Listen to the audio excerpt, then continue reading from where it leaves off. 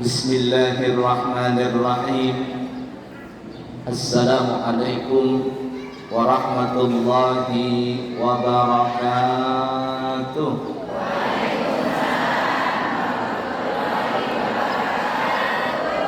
Alhamdulillahi rabbil alamin, alladzi jama'ana wa iyyakum fi hadzal majlisil mubarak.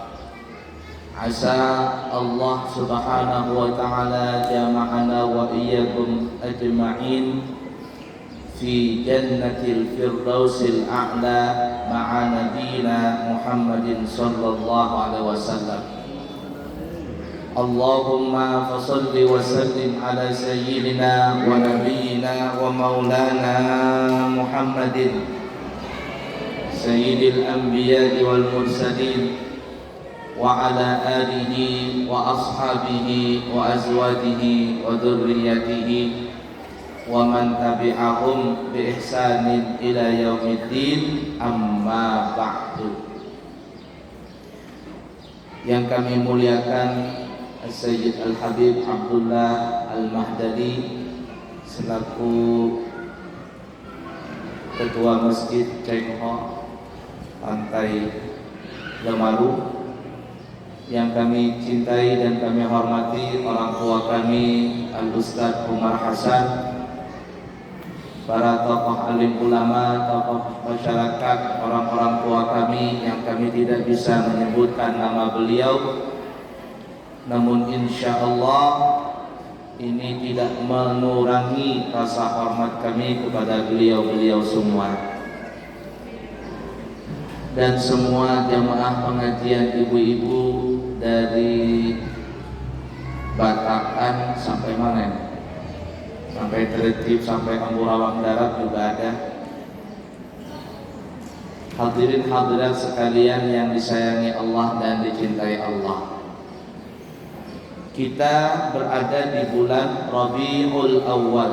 Rabi' itu bahasa kitanya musim semi. Al-Awwal musim semi pertama. Kalau musim semi biasanya itu pohon buah-buahan sudah mulai berbuah, sehingga bulan ini sudah mulai munculan lagi buah-buahan, cempedak, enggak lama lagi nanti durian, rambutan. Kalau durian masya Allah sudah, dan buah-buahan yang lain. Kita lihat di jalanan sudah mulai ada langsat dan sebagainya. Seakan-akan ini menjadi bisyarah, kabar gembira bahwa Nabi kita itu lahir di bulan Rabiul Awal ini seperti halnya musim semi, yakni membawa kebahagiaan, membawa kesenangan, membawa keberkahan, sebagaimana pohon-pohon sudah mulai berbuah. Dan mudah-mudahan kita yang memperingati Maulid di mana-mana, Allah tumbuhkan hati kita ini seperti halnya tumbuhnya pohon-pohon buah yang baru, dengan Allah tumbuhkan cinta yang selalu besar dan kuat tertanam di hati kita, cinta kepada Allah dan cinta kepada Rasulnya Nabi Muhammad sallallahu alaihi wasallam. Amin Allahumma amin ya rabbal alamin. Kemudian juga kata ulama, kenapa Nabi Muhammad itu dilahirkan di bulan Rabiul Awal? Jawabannya adalah, kalau seandainya Allah menurunkan Nabi Muhammad itu, atau Nabi Muhammad dilahirkan di bulan atau di hari yang selain daripada bulan Maulid, maka bisa saja nanti Nabi Muhammad itu ibarat kata dompreng kemuliaannya dengan bulan atau hari itu. Umpama Nabi Muhammad dilahirkan tanggal 10 Muharram atau yang dikenal dengan Asyura, maka seakan-akan nanti Nabi Muhammad mulia karena bulan Asyura, karena bulan 10 Asyura. Tidak, bukan karena itu. Atau Nabi Muhammad lahir di hari raya Idul Fitri, seakan-akan nanti dompreng Nabi Muhammad menjadi mulia karena Idul Fitri atau di Idul Adha atau 9 Muharram dan lain sebagainya. Tidak. Nabi Muhammad lahir bukan di bulan-bulan tersebut. Kenapa? Ya tadi Allah menjadikan Nabi Muhammad lahir di bulan Rabiul Awal supaya Allah mengangkat bulan Rabiul Awal ini mulia, berkah, karena ada Nabi kita Muhammad sallallahu alaihi wasallam. Karena begini ya Bapak Ibu, apa saja yang disandarkan kepada Nabi Muhammad itu pasti mulia. Pasti mulia. Al-Quran Allah turunkan kepada Nabi Muhammad, maka Al-Quran menjadi mulia. Taurat diturunkan kepada Nabi Musa, Injil kepada Nabi Isa, Zabur kepada Nabi Daud, Suhuf ada kepada Nabi Ibrahim dan nabi-nabi yang lainnya. Biasa-biasa saja. Tapi Al-Quran Allah turunkan kepada Nabi Muhammad SAW, maka Al-Quran menjadi mulia dan dikatakan menjadi mukjizat Nabi kita Muhammad SAW yang paling besar disebabkan disandarkan kepada Nabi Muhammad SAW. Hari Isnin biasa saja sebenarnya, tapi di hari itu kelahiran Nabi Muhammad SAW, maka hari Isnin menjadi hari yang mulia. Intinya, apa saja yang disandarkan kepada Nabi Muhammad itu akan jadi mulia.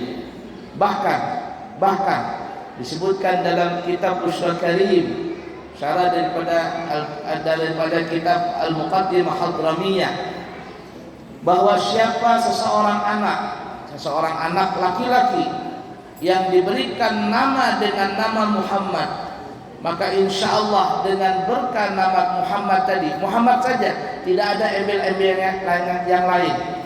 Ada anak laki-laki namanya cuma Muhammad, tidak ada tambahan yang lain, tidak ada sebelumnya dan tidak ada sesudahnya, cuma Muhammad saja dikatakan, maka anak itu membawa berkah bagi keluarganya.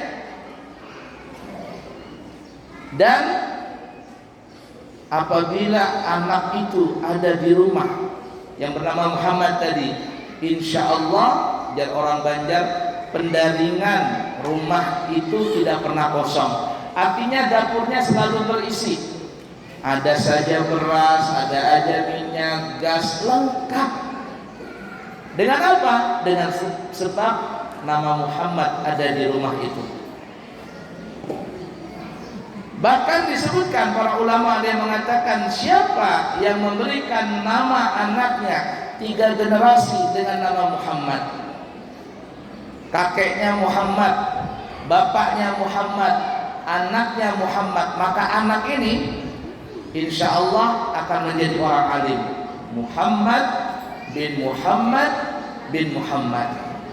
Sebagaimana Allah Subhanahu wa taala memberikan, sebagaimana disebutkan Al-Imam Ghazali, itu namanya Muhammad bin Muhammad bin Muhammad Al-Ghazali. Maka Imam Ghazali menjadi orang alim karena 3 generasi semuanya bernama Muhammad.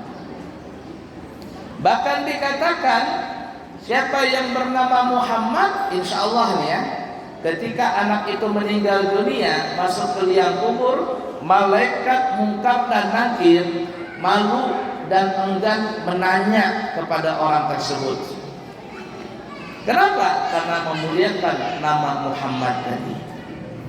Tapi sesuaikan, namanya Muhammad, akhlaknya Muhammad. Jangan namanya Muhammad, akhlaknya Abu Jahal atau Abu Lahab, apalagi Abu Bosok. Tetap air malaikat memukul nanti di alam kubur. Itulah ya Bapak Ibu, apa saja yang bersandar dengan Nabi Muhammad selalu akan jadi mulia. Dan ingat, siapa yang memusuhi Muhammad, memusuhi nama Muhammad, apalagi Nabi Muhammadnya, maka orang itu tidak pernah akan mendapatkan kesuksesan, tidak pernah akan bahagia, dan selalu mendapat murka dari Allah Subhanahu wa taala. Jadi hati-hati dengan nama Muhammad ini. Bahkan ulama-ulama kita mengatakan kalau ada anak itu bernama Muhammad, kalau dia nakal maka kita tidak boleh memukulnya. Kenapa? Karena memuliakan namanya dia sama dengan nama Nabi kita Muhammad sallallahu alaihi wasallam.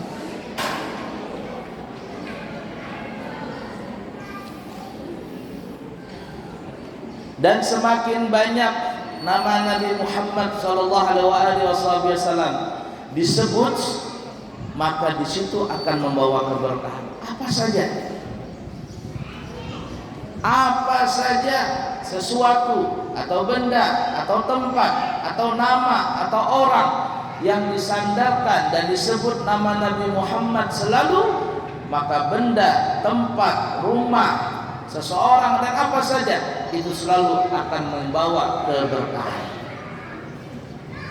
Begitu besarnya nama Nabi Muhammad. Itu baru namanya. Bagaimana dengan orangnya langsung? Maka apabila kita bisa melihat Nabi Muhammad sallallahu alaihi wasallam, sungguh orang itu akan beruntung dari dunia sampai ke negeri akhirat. Mudah-mudahan kita bisa bertemu dengan Nabi Muhammad sallallahu alaihi wasallam walaupun hanya bermimpi di dalam tidur kita. Mudah-mudahan Allah bisa mempertemukan kita dengan Nabi Muhammad sallallahu alaihi wasallam di dalam tidur kita. Amin ya rabbal alamin. Karena siapa yang bermimpi dengan Nabi Muhammad, maka dia akan bertemu dengan Nabi Muhammad secara jaga, secara bangun.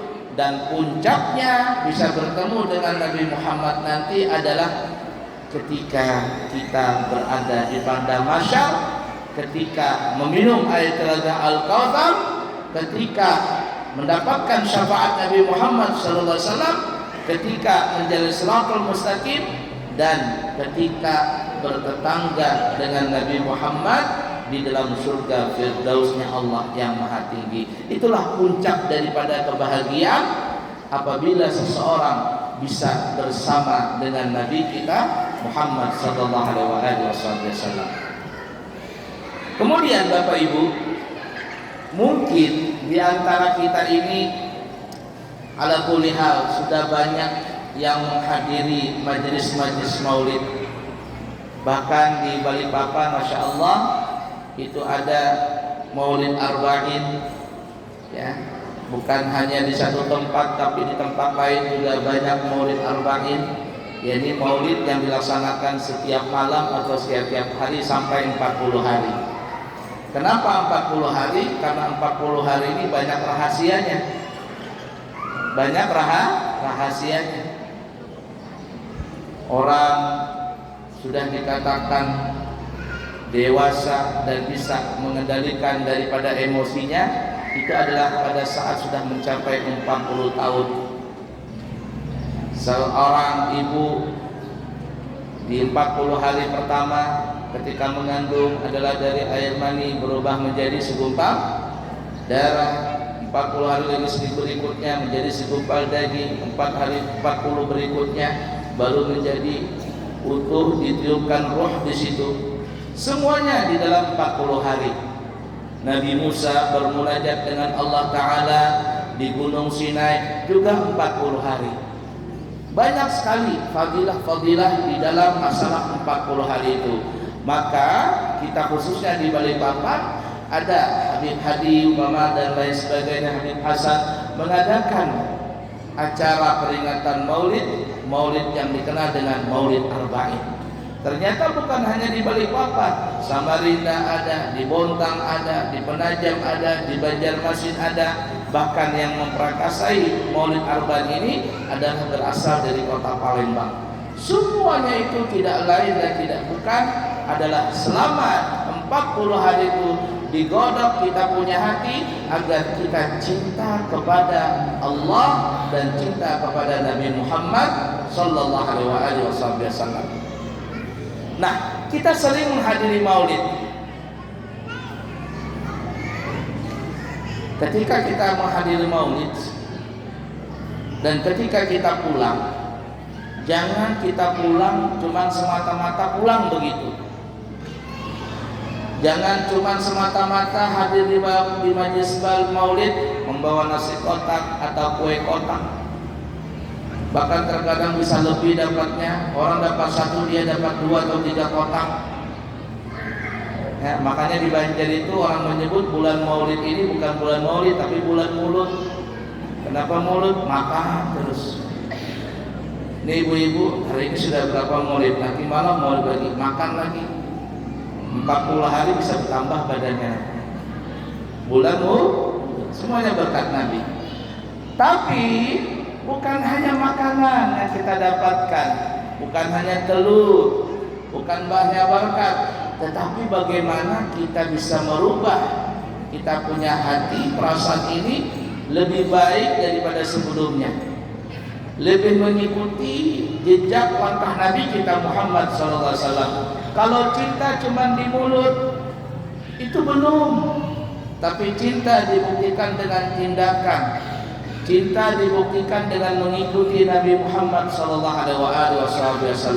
Cinta diikuti dengan akhlaknya Nabi Muhammad SAW.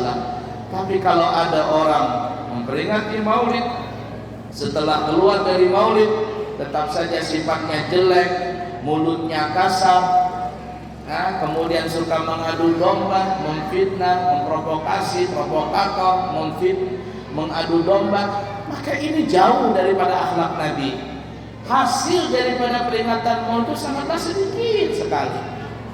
Nah, oleh karena itu, setiap kita hadir di majelis maulid, kita pikirkan apa yang kita bawa dari majelis itu, apa yang kita bisa membanggakan Nabi kita setelah kita pulang dari hadir majelis maulid itu. Nah, kesempatan kali ini yang kita akan bicarakan supaya kita pulang nanti bisa menggembirakan hati Nabi Muhammad adalah salah satu sifat Nabi adalah sifat siddiq, sifat jujur. Kita belajar sifat jujurnya Nabi. Kita pulang dari sini belajar menjadi orang yang jujur. Nabi kita Muhammad sallallahu alaihi wasallam sebelum diangkat menjadi Nabi dan Rasul sudah mendapat gelar Al-Amin, orang yang jujur. Bahkan dikatakan dalam sejarah orang-orang Quraisy yang notabene-nya mereka membenci Nabi Muhammad, yang notabene-nya mereka tidak percaya dengan kerasulan Nabi Muhammad, yang notabene-nya mereka tidak percaya dengan Tuhan kita Allah Subhanahu wa taala yang dibawa atau yang diajarkan oleh Nabi Muhammad kalimat tauhid. Mereka tidak percaya orang-orang Quraisy itu. Aneh. Tapi kalau masalah menitipkan barang, mereka lebih percaya kepada Nabi Muhammad. Pokoknya kalau berkaitan selain daripada agama Islam, mereka sangat percaya dengan Nabi Muhammad. Pernah Nabi Muhammad SAW mengundang orang-orang Quraisy. Ketika diundang, Nabi Muhammad kasih makan. Karena Nabi ini ingin berdakwah, dan itu cara orang untuk berdakwah. Kalau kita mau ngajak orang, kasih kenyang dulu perutnya, supaya kalau kita ceramah, kalau kita berdakwah, orang tenang. Kalau kita ngundang orang mau dengar ceramah kita, tidak dikasih makan, tidak dikasih minum, perutnya orang yang hadir keroncongan, berapapun kita ceramah hebatnya, siapapun ceramahnya, ini nggak masuk. Kenapa? Karena perut lapar. Jadi yang lapar silakan makan ibu-ibu. Jadi Nabi Muhammad satu saat ngundang mereka, kasih makan sama Nabi. Senang semuanya, mereka perut kenyang.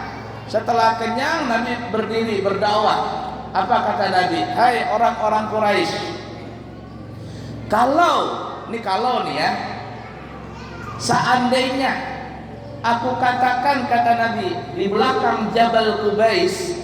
Jabal Qubais itu Gunung Qubais yang sekarang dibangun ada hotel raja. Di situ tempatnya imam-imam masjid, kalau mau jadi imam mereka keluar dari hotel itu. Hotel yang paling sangat dekat dengan Masjid Haram itu dibangun di situ, di atas gunung, namanya Jabal Qubais. Kata Nabi, kalau seandainya aku katakan kepada kalian, di belakang Gunung Qubais ini ada musuh yang ingin menyerang kalian. Nggak ada musuhnya, cuma terkatakan ada musuh, padahal nggak ada musuhnya. Aku, kata Nabi, cuma bercanda. Nggak ada musuh, cuma aku bilang, kata Nabi, di belakang ini ada musuh yang ingin menyerang kalian. Padahal aku bercanda, kata Nabi. Kalian percaya nggak? Kata orang Quraisy, kami percaya, katanya. Bercanda, kata Nabi. Enggak, kami percaya. Kata Nabi, kenapa kalian percaya? Karena kami tidak pernah melihat engkau bercanda, kami tidak pernah melihat engkau berbohong. Itu seandainya, kata Nabi. Sudah Nabi katakan bercanda, kata mereka, kami percaya. Nah, kata Nabi, kalau begitunya kalian percaya denganku, padahal aku cuma bercanda, ya, lalu kukatakan kepada kalian, ketahuilah, kata Nabi, aku, kata Nabi, seorang Rasul. Aku, kata Nabi, diutus oleh Allah untuk mengajak kalian agar beriman kepada Allah Subhanahu wa ta'ala, mentauhidkan Allah dan meninggalkan sesembahan kalian menyembah berhala. Apa kata orang Quraisy? Nah, kalau yang ini kami tidak percaya, katanya. Kalau yang lain kami percaya, tapi urusan Tuhan kami nggak percaya. Aneh, kata Nabi, kalian ini aneh. Ku beritahu yang benar tentang Tuhan yang paling benar, kalian tidak percaya. Tapi aku bilang ada musuh dengan bercanda, kalian percaya.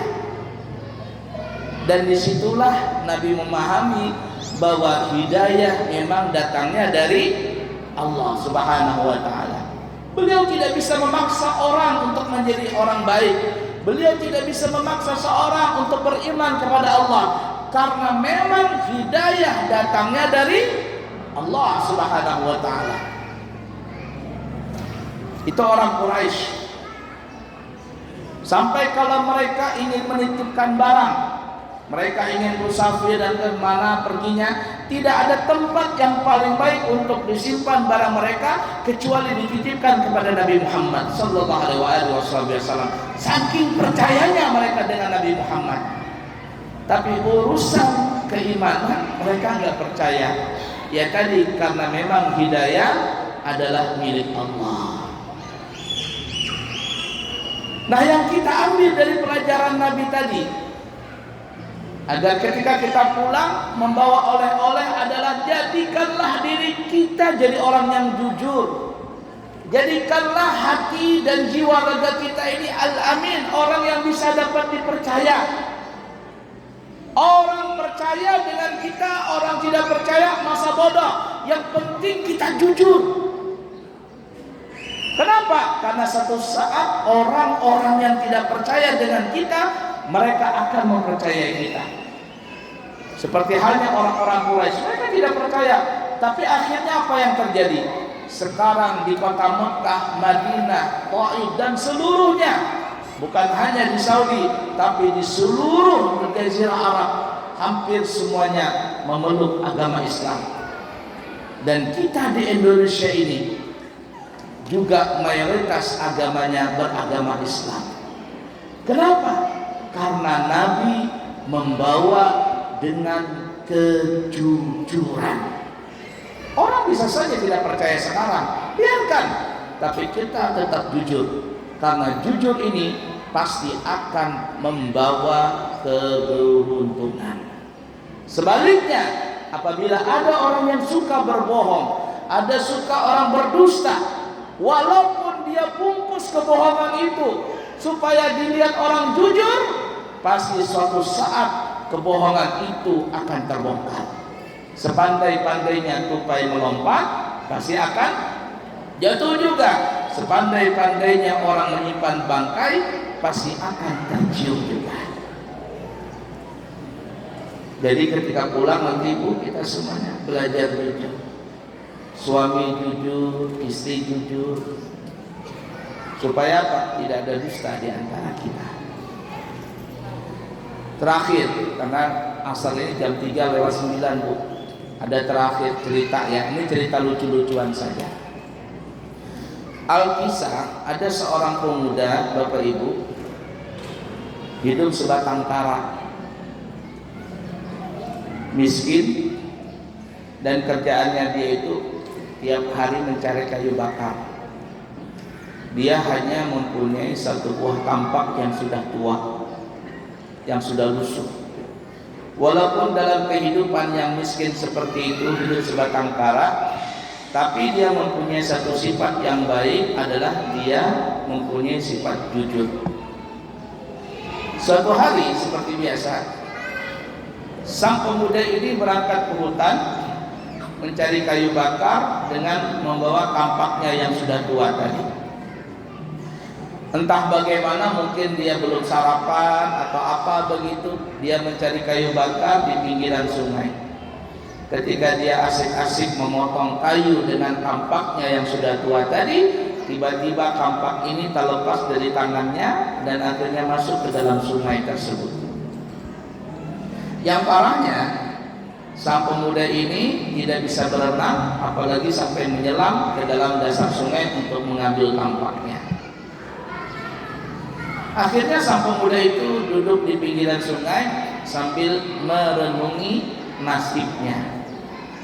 Entah bagaimana, ini cerita lucu saja bu ya. Entah bagaimana tiba-tiba muncullah seorang jin penunggu sungai tadi. Kata jin ini, kenapa ikam duduk di sini? Kata pemuda ini, anu najinai, kampakku tercebur ke dalam sungai. Kenapa ikam kada ambil? Jinnya orang Banjar, karena bisa bahasa Banjar. Kenapa ikam kada ambil? Kata pemuda tadi, aku kada bisa berenang, apalagi menyelam. Kata jin, bagaimana kalau kau ambilkan kampakmu itu? Alhamdulillah, terima kasih jinai. Pemuda ini tidak ada rasa takut karena memang dia orangnya baik, orang jujur. Maka jin ini bapak ibu masuk ke dalam sungai, ngambil kampak tadi. Tapi yang dia bawa adalah kampak terbuat dari emas. Ada tulisannya lagi 212.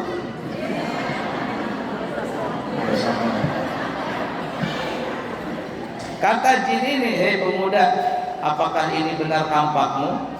Kata pemuda tadi, bukan, itu bukan kampakku, itu kampak orang. Kata jin, jujur. Potongan ibu-ibu begini nah. Ketika di belakang rumah begitu nyangkul-nyangkul, ada dapat emas begitu. Punya siapa ini? Punyaku ini katanya. Potongan kita bohong. Tapi pemuda ini bilang bukan, itu bukan kampakku. Jadi bukan. Baiklah kata jin, aku masuk lagi kedua. Masuk lagi ke dalam sungai, membawa kampak yang kedua, tapi terbuat dari perak. Punyamu? Bukan. Kata jin, jujur. Akhirnya masuk lagi yang ketiga, ngambil kampak yang baru. Kata jin, apakah ini benar kampakmu? Kata pemuda, nah ini baru kampakku. Kata jin, hei pemuda, kau sungguh orang yang jujur. Karena kau orang jujur, nih, ku kembalikan kampakmu yang asli, sedangkan kampak emas dan perak ini kuberikan kepadamu sebagai hadiah. Kau jangan takut, ini adalah punyaku dan ini adalah halal. Maka pemuda itu pun mengucapkan alhamdulillah. Ini berkat jujur. Sampai di situ ceritanya? Belum. Masih ada episode yang kedua. Nah, akhirnya pemuda ini bapak ibu membawa kampak emas perak tadi ke pasar. Pasarnya pasar Manggar.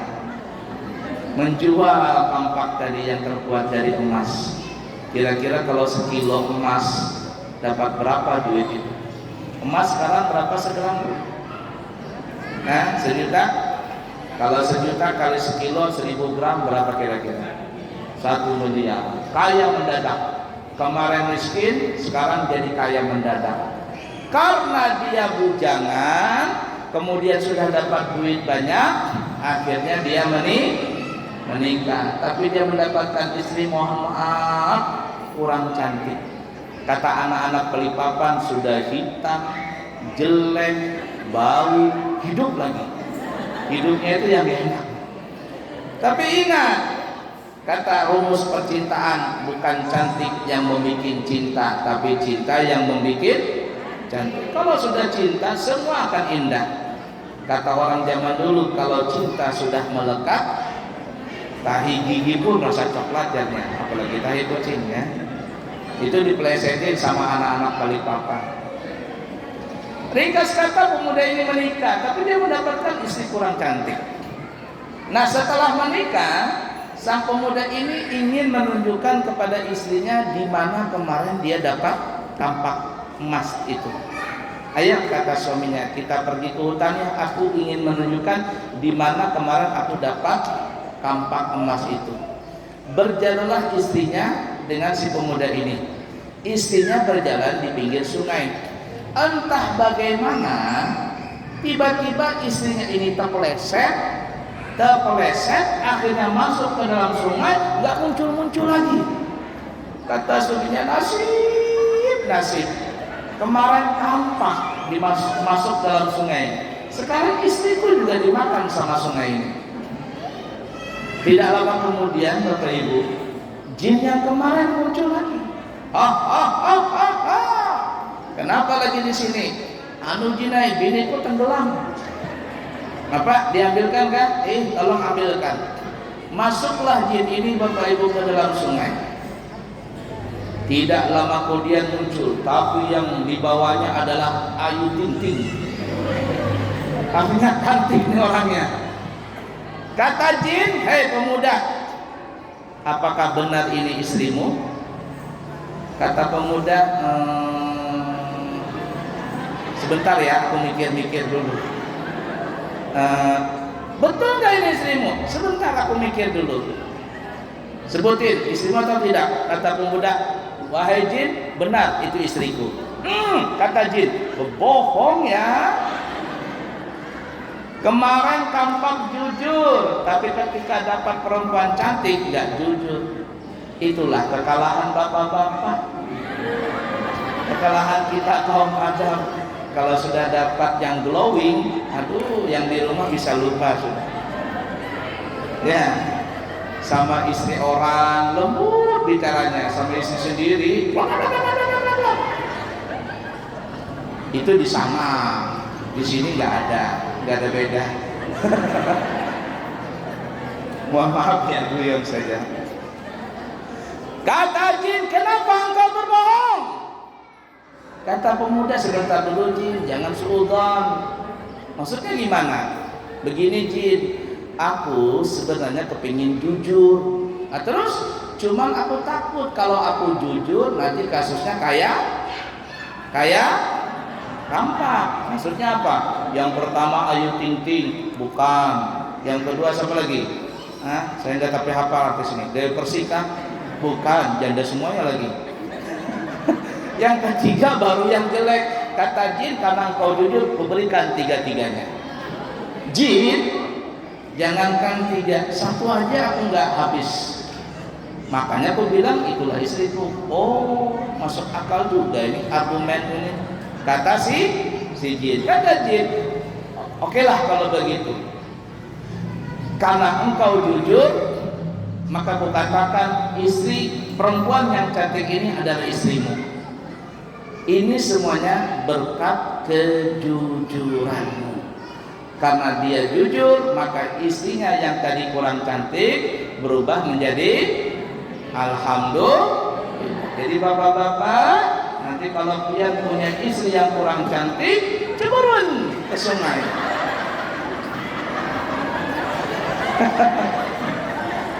langsung dicerai, digugat cerai sama istrinya. Ada yang nurutin tuh, iya Pak enggak. Ini cerita lucu saja.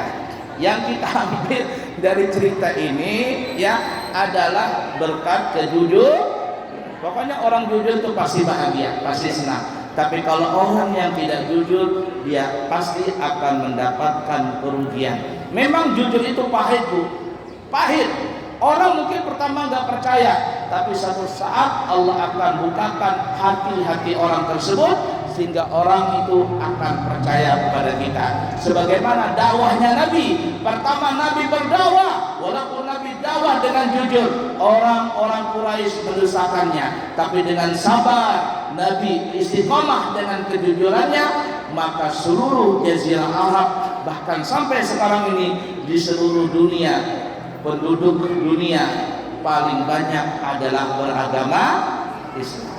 Jujurlah kita, jujur dalam ucapan, jujur dalam tingkah laku, jujur dalam segala hal, maka insya Allah Allah Subhanahu wa Ta'ala akan membawa dan memberikan kepada kita keberkahan. Semuanya itu berkat Nabi Muhammad sallallahu alaihi wasallam.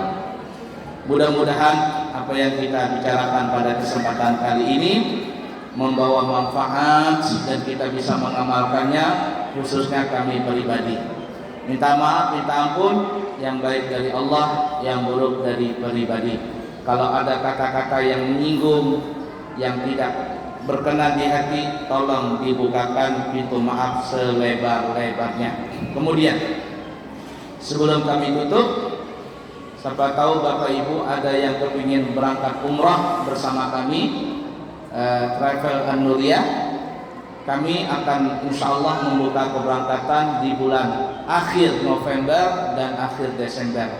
Siapa tahu ada yang ingin berangkat umrah, harganya adalah 9 hari dengan harga 29 juta sudah dari Balikpapan, dan 12 hari dengan harga 32 juta sudah lengkap dari Balikpapan.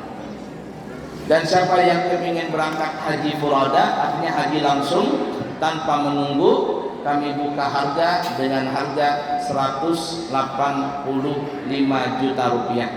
Di tempat lain lebih mahal, bahkan ada yang sampai 300 juta. Kami buka dengan harga 185 juta. Siapa tahu ibu-ibu nyangkul-nyangkul di belakang rumah dapat kampak emas. Jangan lambat-lambat berangkat haji sudah. Ya, baik. Inilah yang kami bisa sampaikan. 1 menit lagi masuk asar. Yang baik dari Allah, yang buruk dari pribadi. Subhanakallahumma wa bihamdika asyhadu an la ilaha illa anta astaghfiruka wa atubu ilaik. Wa akhiru kalam, wassalamu alaikum warahmatullahi wabarakatuh.